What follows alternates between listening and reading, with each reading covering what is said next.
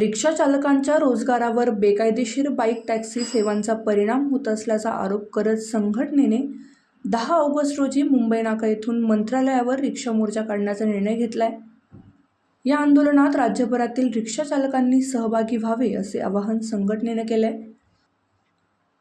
जय महाराष्ट्र। मी समाधान नव संघर्ष रिक्षा चालक मालक संघटना संस्थापक अध्यक्ष। आज आम्ही जिल्हाधिकारी साहेबांना निवेदन दिलेले आहे।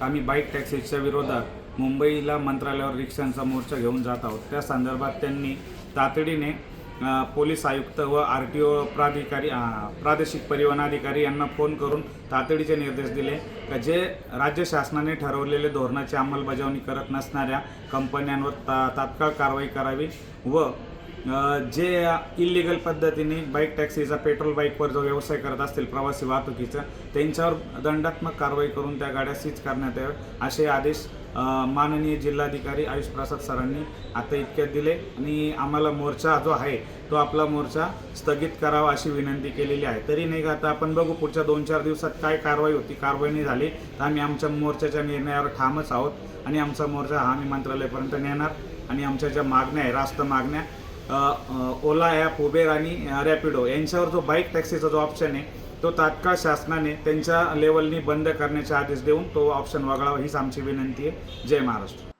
बेकायदेशीर बाईक टॅक्सी सेवांवर तातडीने कारवाई करून रिक्षा चालकांच्या रोजगारांचे संरक्षण करावे अशी मागणी यावेळी करण्यात आली।